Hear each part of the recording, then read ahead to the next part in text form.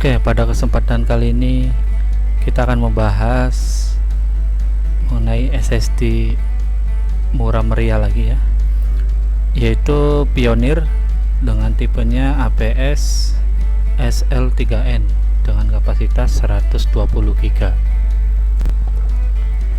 Lanjut ke bentuknya. Untuk SSD Pioneer ini dia berukuran 2,5 inch ya.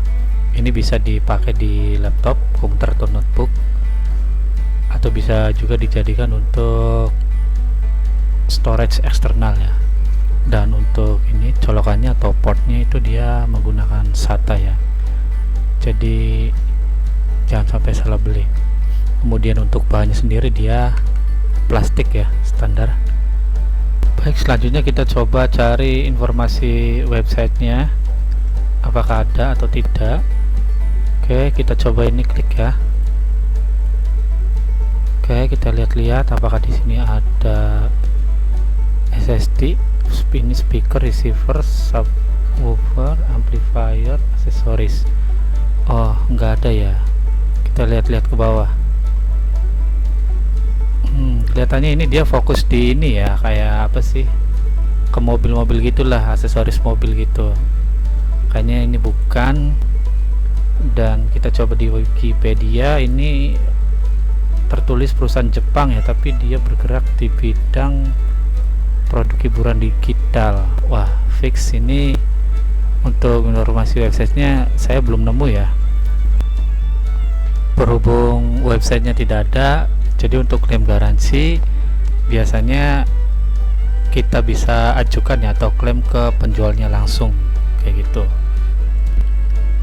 Dan untuk informasi TBW sendiri, baik di lapak penjualnya maupun apalagi di webnya ya, tidak ditemukan adanya informasi TBW. Jadi kita anggap aja biasanya untuk SSD tipe kayak gini TBW nya diantara 70 lah sampai 90 terabyte ya. Untuk di sistemnya sendiri, SSD ini terbaca hanya tertulis SATA 3 120 GB SSD. Entahlah, kita abaikan saja. Kita lanjut ke proses readnya atau kemampuan membaca datanya. Untuk SSD Pioneer ini dia stabil di angka kisaran 275 Mbps ya. Dan untuk responnya dia stabil di angka 0,5 milisecond. Untuk rata-rata kecepatan data atau read speed, Pioneer dia mendapati urutan kedua ya, di bawah Join, beda sedikit. Lebih unggul dibandingkan dengan RX7 dan Midas Force. Dan untuk durasi responsnya atau read response time, untuk Pioneer dia berada di bawah Midas Force di angka 0,369 milisecond. Baik, lanjut kita ke proses write atau proses menulis data seperti copy data. Itu untuk Pioneer di awal dia kecepatannya mencapai 300 Mbps, tapi ketika sudah mencapai 30 GB kecepatannya dia turun di kisaran 75 Mbps, tapi kemudian naik lagi di angka 230-an, kemudian turun lagi dia di angka 25 Mbps terus, tapi dia tiba-tiba naik lagi dan seterusnya. Di sini dia bisa dikatakan kurang stabil ya untuk performa menulis datanya itu. Nanti kita coba jabarkan ya, dan kita bandingkan dengan SSD yang lain. Baik, kita lanjut ke kecepatan tulis datanya atau write speednya. Pioneer di sini unggul ya dari ketiga SSD yang lain. Dia mendapatkan angka 106 Mbps, unggul ya dibandingkan dengan RX7, Join dan Midas Force. sedangkan untuk write responnya atau durasi responnya untuk Pioneer dia berada di bawah RX7 ya, di angka 11,4 milisecond. Ini untuk respon Midas Force dia lebih cepat ya, di angka 2,75. Selanjutnya untuk turun performa atau write drop performance untuk Pioneer dia hampir mirip ya dengan RX7 di angka 30 GB. Jadi ketika sudah terisi 30 GB, kecepatannya dia akan turun drastis. Lanjut kita melakukan pengujian langsung ya ke komputer atau laptop, atau teman-teman biasa menyebutnya dengan booting ya. Untuk Pioneer dia unggul di angka 22 detik ya, beda tipis dengan Join yang hanya 23 detik.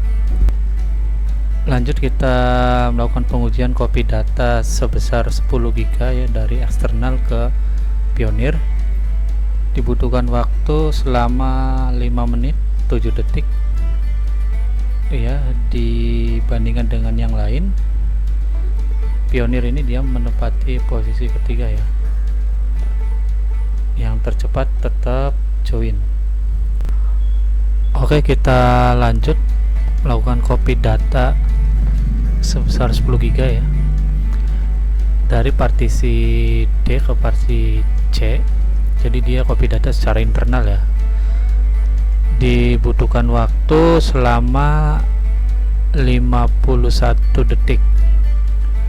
Di sini SSD Pioneer lebih unggul ya dibandingkan dengan SSD merek yang lain.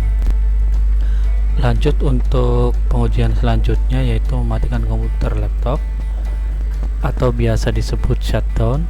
Untuk Pioneer dia membutuhkan waktu selama 14 detik ya untuk benar-benar posisi shutdown.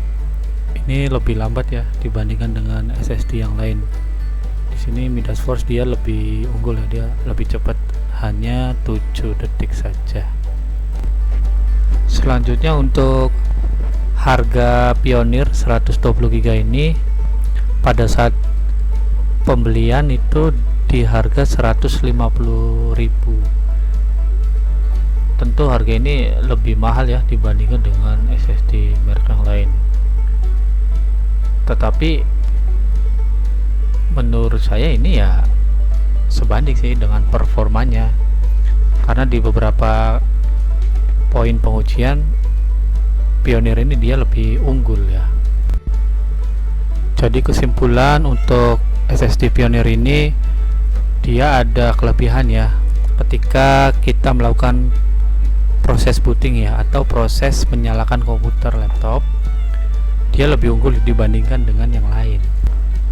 Namun ada beberapa hal yang perlu diperhatikan, ialah tidak ada informasi mengenai produknya itu sendiri ya, baik di website maupun service centernya. Jadi misalkan kita klaim garansi, biasanya untuk SSD tipe seperti ini dia bisa klaim ke penjualnya atau sellernya langsung ya. Dan untuk pembacaan suhunya ini kelihatannya tidak ada sensor suhunya ya, jadi ini tidak akurat untuk pembacaan suhunya. Untuk ketahanan dan keawetan SSD Pioneer ini kebetulan ini lagi dipakai sehari-hari dari bulan Mei 2012 ya, sampai sekarang masih awet, tidak ada error atau apa. Jadi kira-kira sudah berapa lama itu, sekitar 8 bulanan lah berarti. Jadi lumayan lah, dengan harga 150 ke 8 bulan masih oke ya.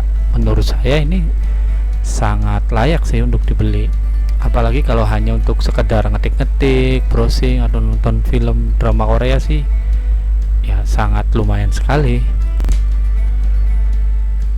Jadi bagi teman-teman yang ingin menggunakan SSD Pioneer ini sah-sah saja ya, dengan harga yang sangat terjangkau, tidak mahal dan ya tidak murah juga. Dia ada di tengah-tengah, jadi kita tidak bisa berharap lebih juga ya dengan harga segini, tapi mendapatkan performa yang jauh lebih baik lah setidaknya dibandingkan dengan menggunakan harddisk biasa kayak gitu. Mudah-mudahan video review mengenai SSD Pioneer ini memberikan pencerahan ya bagi kita semua. Sampai jumpa di video review selanjutnya.